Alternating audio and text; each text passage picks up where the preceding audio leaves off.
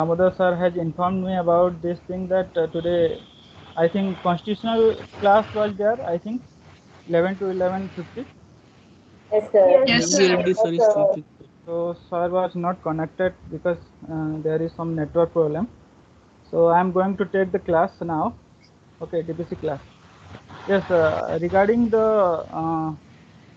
Justice Rao sir's class, some student you are asking about the PPT, and I also already told him that uh, sir, sir said that he will send me the PPT after the class, mean after the relevant topic will over. Okay, then after I will upload this thing. I will upload the PPT. Okay. And regarding that chapter 3 also, chapter 3 means that uh, pleading or plan.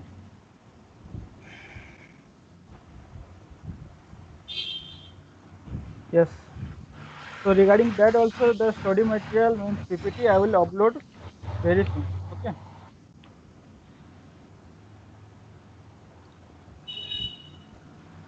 Okay, let us start the class.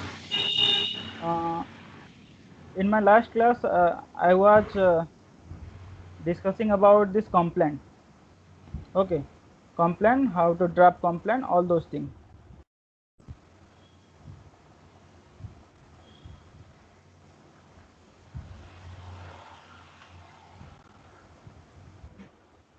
So let us just ask you all the students, if you have any question, then please ask me regarding this complaint.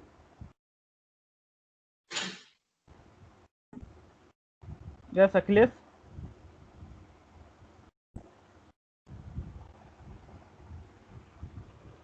Asif, Varun, anybody? Do you have any question regarding the complaint or other thing?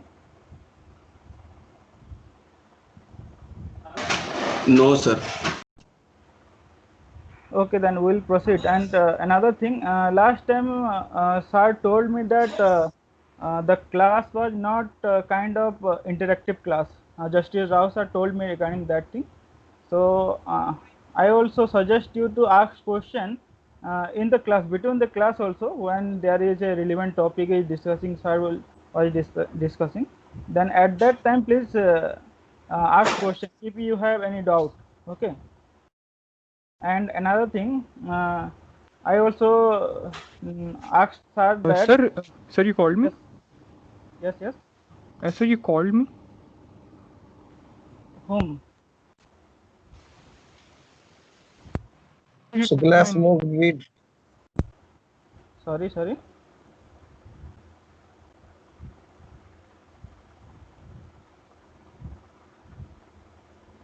Sorry, I called you. Means? Nothing, sir. Continue. Nothing. Okay. No, sir. Actually, instead of you saying Arun, you called Varun. Okay. No, I am calling everyone that if you have any question, then please ask me. I am calling everyone, Barun, Arun, Asif, and other people also. I am calling all of you that if you have any question, then please ask me regarding this relevant topic, that is complaint, drafting of complaint. Okay. Okay, sir. Yes, last time also I discussed about the sir about this thing that when he start the class and he continue his class, and it was when time is not sufficient, and it is in a moment it was 9:50 or something like that, already 50 minutes is passes. So what we discussed that uh, sir will take 40 minutes of classes, and remaining 10 minutes all the student, if you have any question, then you will ask to sir. Okay, we will do like that. Okay, be prepared for that thing. And in my class also, if you have any question, then you can ask me.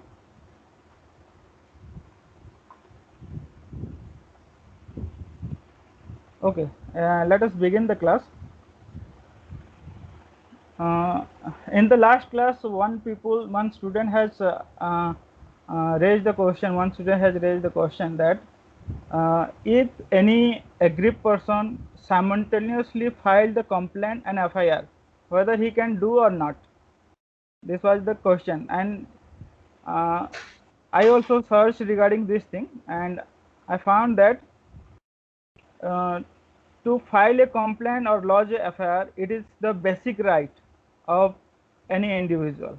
Okay, so one can file also complaint, and he has also right to lodge also the FIR.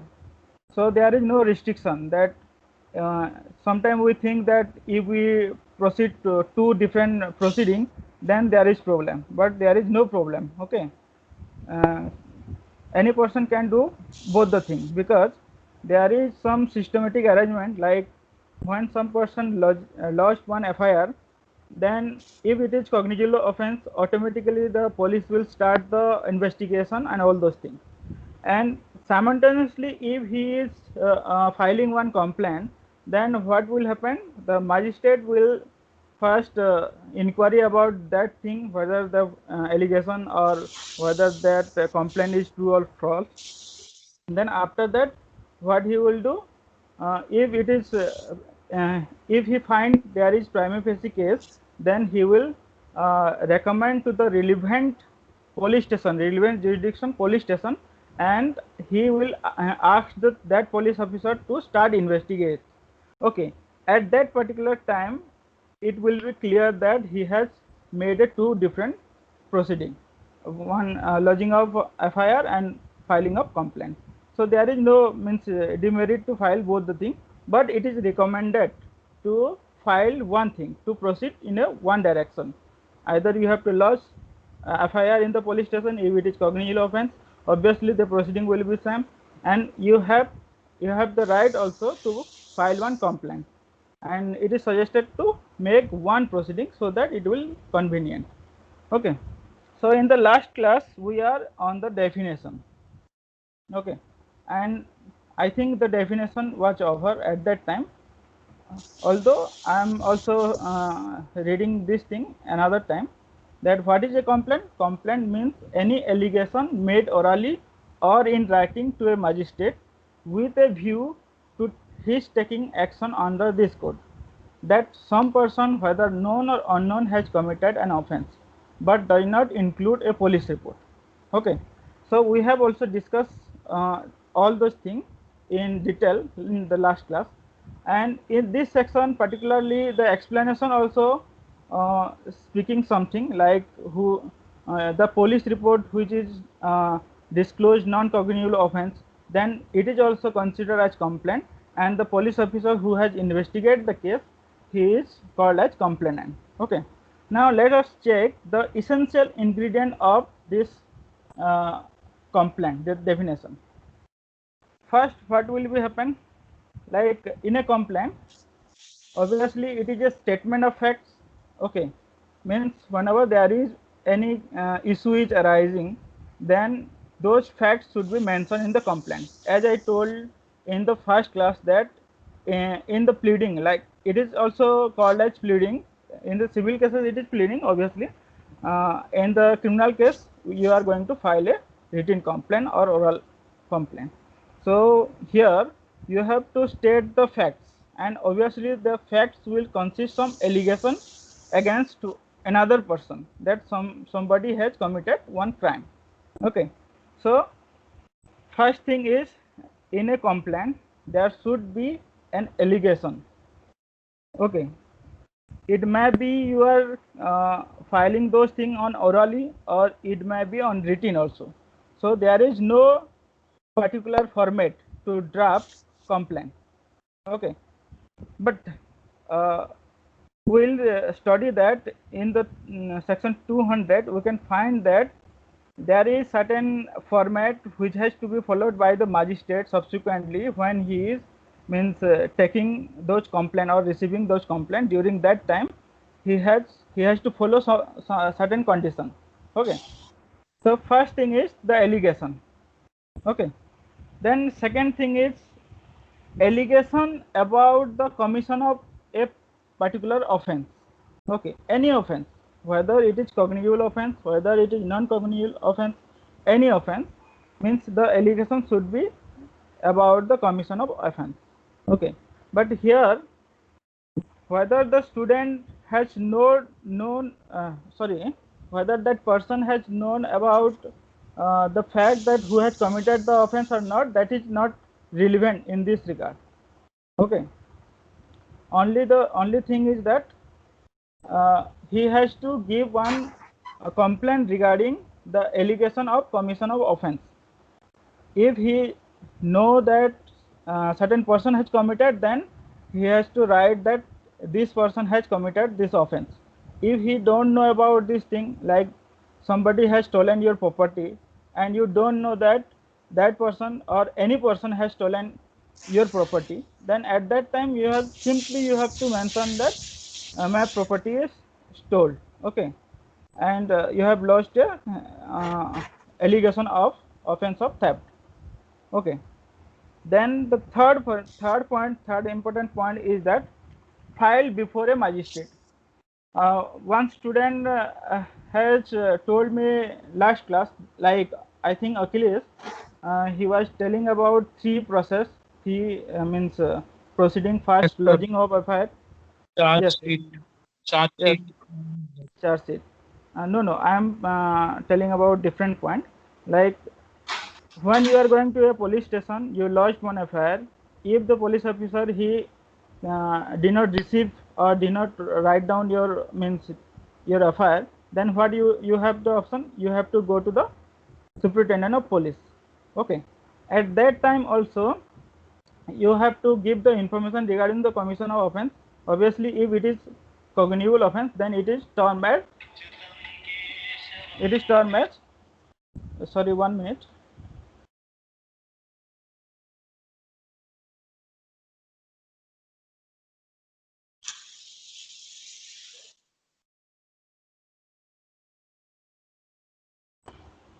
Yes, if you are giving the FIR to the superintendent of police, then also it is called as FIR. One student has asked in the chat that whether we are giving one information regarding the commission of offense to the SP, whether it is treated as complaint or not.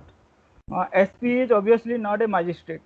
Okay, then the third step, if the SP also not responding at that particular time, we have the option to go to the magistrate to file a complaint. Okay, so the main point is that complaint, the essential ingredient of the complaint is it is to be filed before a magistrate, not SP, not police officer, or not anybody else. It has to be filed before a magistrate. Okay, then a fourth point is when you are going to give this allegation or the fact of commission of offense, then obviously you have the hope that magistrate will take action upon that particular information. Means he will proceed further, and obviously he will ask the police officer to conduct investigation, or he will proceed further. So obviously it is a hope to give the information to the magistrate that he will take action upon that information. Okay, then another point is obviously police report is not a complaint. Okay, not a complaint.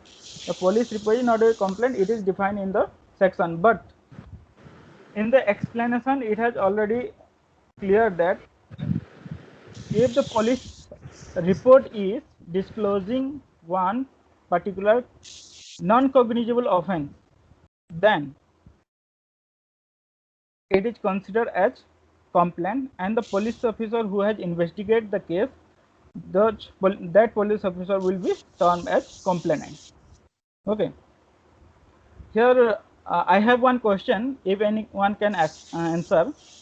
In the complaint, we are saying that who are giving the complaint, we call that complainant, whereas in the FIR, the person who has lodged one FIR, what we call in legal term?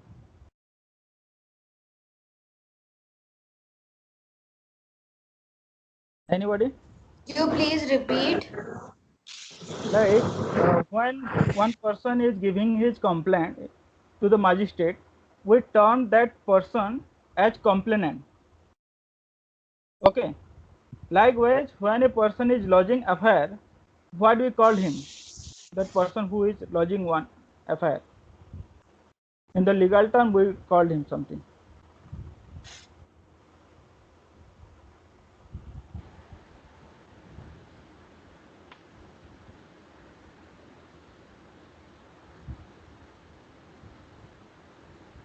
Plaintiff, sir. Sir, complainant, sir.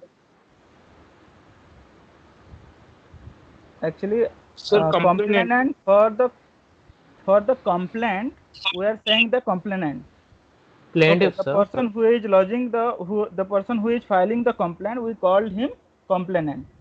But the person who is filing or lodging FIR, what we called? So victim maybe. Yes, Plaintiff, sir. victim, but not Plaintiff. all the victim. Yes, Plaintiff, sir. plaintiff. Obviously, in the civil cases, it is plaintiff, but the person who lodged the FIR, we called him informant. Okay.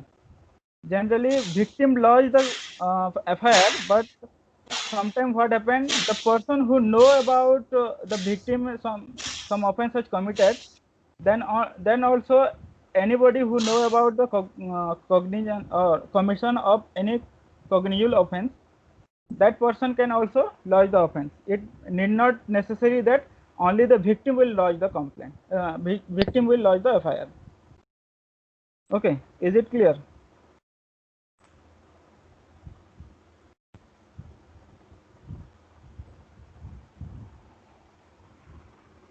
Is it clear, Asif? Sir, it is clear, sir. Okay. Now I have another question. Like, sometime what happened? Sometime in a particular action, series of act was there. Okay, series of act like one person, he went to one house and he want to steal some property. Okay, and during that time, what happened? During that time, he has injured another person.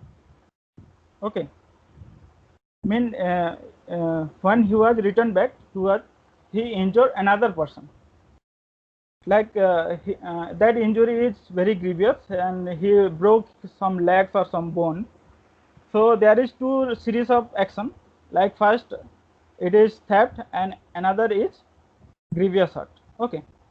So here, if someone is going to lodge one FIR, then what will see? The police officer will see that whether there is cognizable offense or non-cognizable offense.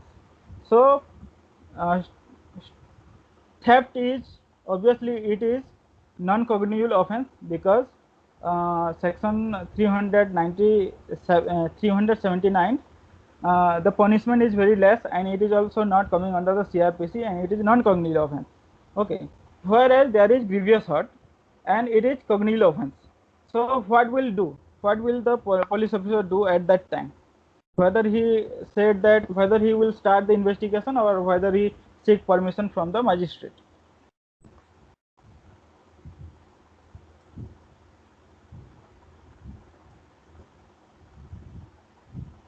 Anyone can answer?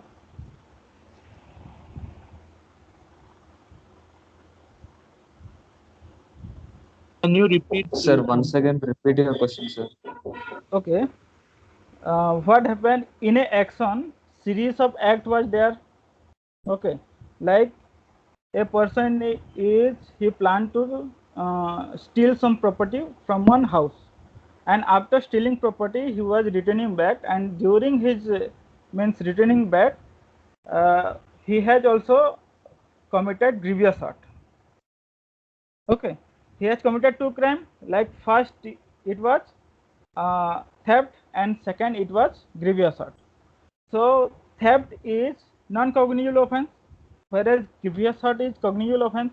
So what will happen? So whether police officer he will investigate the case or he will seek permission from the magistrate.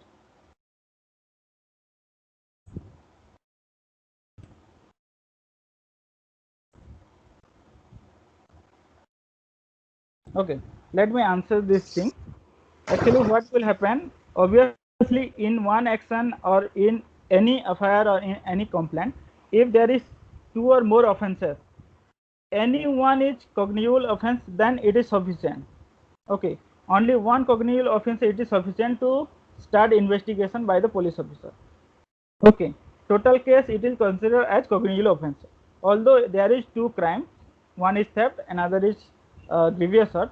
Although there is 2 crimes, but police officer considered that particular thing as cognizable offence.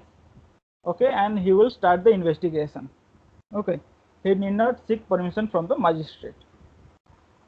So at that time it will be considered as police report, not police report of cognizable non-cognizable offence which is given in the explanation.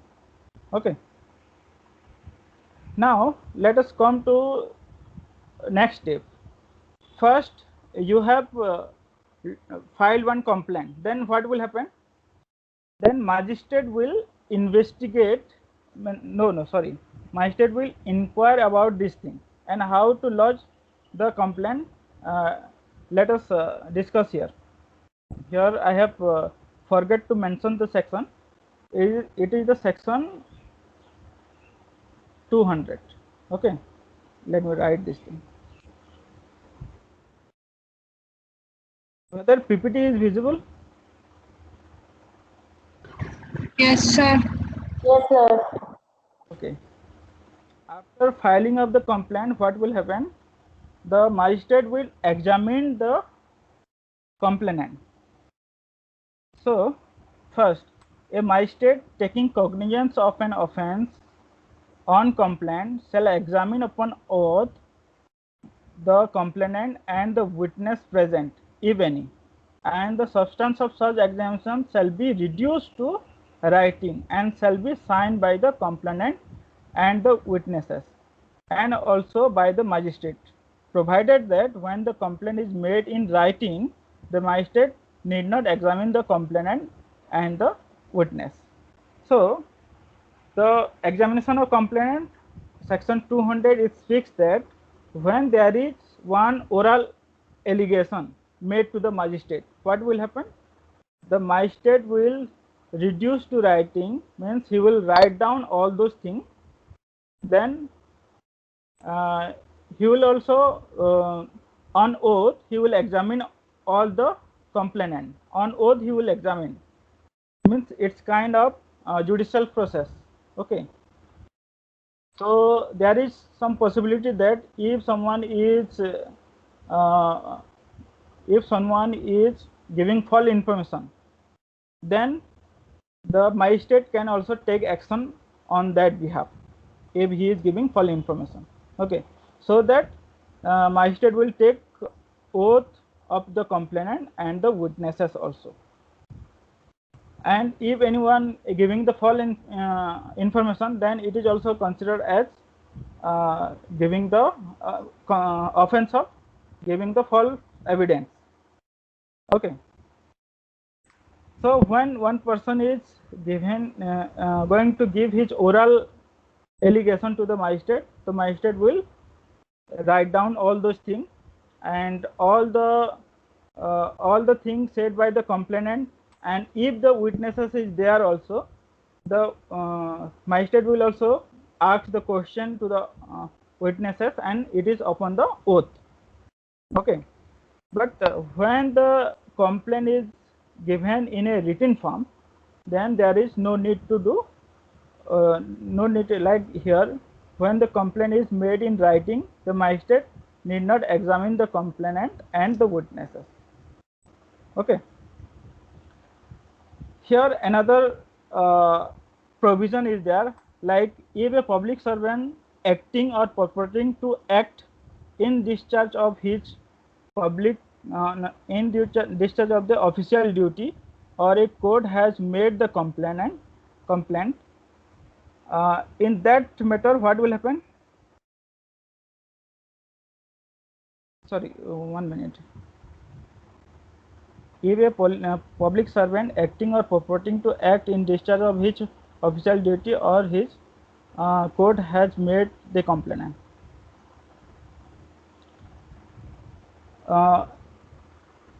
In section 195 onward, you can find that there are certain limitation to file one complaint, and after then the magistrate will take cognizance. In certain cases, what will happen? Only the public servants can only the public servant has the duty to file one complaint. Okay. In that regard, if any public servant is if any public servant is giving his complaint, then it is also one condition that the magistrate he need not take those complaint as oath. Okay, that public servant need not give his oath. Okay, simply he has write down the thing and he will provide to the magistrate, and it is considered as complaint. Likewise, if the magistrate make over the case for the injury or trial to another magistrate under section 192, provided further that if the magistrate make over the case to another magistrate under the section 192, after examining the complainant and witnesses, the latter magistrate need not re-examine them. Sometimes what happens, when a complaint is received by the magistrate, obviously he has no authority to trial further. What he will do? He will commit this thing to another magistrate. Okay, so that other magistrate will proceed further. Okay, and in oral cases, in oral allegation, obviously one magistrate has to take oath of the complaint and witnesses. Then he will write down the complaint, and the complainant and the witness will sign that thing. In that case, if the complainant and witness is already examined and the magistrate has commit to that case to another magistrate, then the other magistrate he need not to re-examine those complainant or that witnesses. Okay, am I clear, or there is some confusion is there?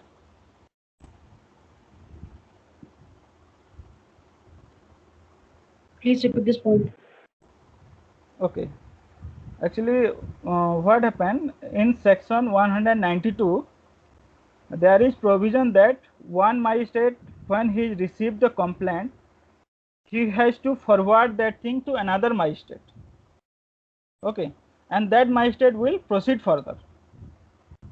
So if the first magistrate who has received the complaint and that complaint is reduced to writing and he has examined those complainant through the oath or witnesses through the oath, then when he has forwarded that case to another magistrate, that other magistrate he need not to re-examine the complainant or witnesses. Okay, because it is already done by previous magistrate. Okay, so this is the process to how to examine the complainant. Am I clear? Yes, sir. But sir, if the other magistrates wants to examine, can he? Yes, he can do it, but it is already examined, because the process is that when one complaint is lodged through orally, the magistrate it is the duty of the magistrate to examine those complainant through oath or any witness through oath. So it is examined. So the general provision or general law said that the other magistrate did not do it again, but obviously when he is furthering that case, or when he is proceeding that case, if any ambiguity is arising, then he can ask, obviously he can examine those complainant and witnesses, and it can this process also coming under the trial process, where you can find this provision.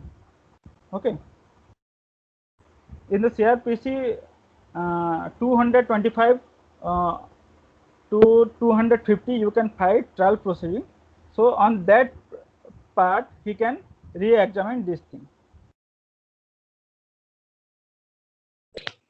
Okay, sir. Got it. Thank you. Okay, so for today I'm just finishing this class right now, and after that we can move further. Sir, do we have the last period? Sir, do we have the last period as DPC, or the timetable has been changed? Actually 3 to 5 constitutional subject will be there. Okay, so we have changed this topic. 3 So to 4 sir or will- 3 to 5, sir? 3 to 3 to 350. 4, 3 to 350. Sorry. Okay, sir. 3 to 350 constitutional class will be there. Maybe actually I have informed like that. So sir will take class of 3 to 350. Okay, in sir. the Thank next you, class- sir. This PPT in the files. Yes. Can you upload this PPT in the files? Yes, I will upload, but in the next class I will discuss some important point, like if someone filed one complaint, then the opposition has also right to oppose some procedural aspect. Okay, so I will discuss those things and I will upload this thing. Okay, in the next class I will upload this thing. And sir, the portion for our first NCP is drafting and pleading. No, sir. Chapter 1 and chapter 2. Chapter 1 it is the drafting. Okay, the principle of drafting and pleading, chapter 1 is there, but I have heading that in the chapter 1 it is drafting, chapter 2 it is pleading, and chapter 3 it is plan. Okay, I have Sir, heading do like we that. have, sir, do we have NCPs for clinical course? Actually there are some multiple choice question. Okay, I will let you know about this thing after discussing to Damodar sir. There are some question. Okay, I will give Okay, that. sir. Okay, sir. Well, sir. Thank you, sir. So we have an NCP 1, sir. Yes. Sorry. So we have an MCQ. NCP 1. MCQ, Sir, I it is a think clinic- MCQ or Sir, it is a clinical course now, so will we have exams? Yes, sir. Actually, for clinical course, there will be only semester and it seems, sir. There will be no NCPs, I guess. But we don't know exactly. okay. I will let you know about this thing. But actually, we have done this thing, so I am telling you that I will let you know in the next class. Okay. Okay, sir. Okay. Thank you. Thank you, sir. Thank you, sir. Thank you.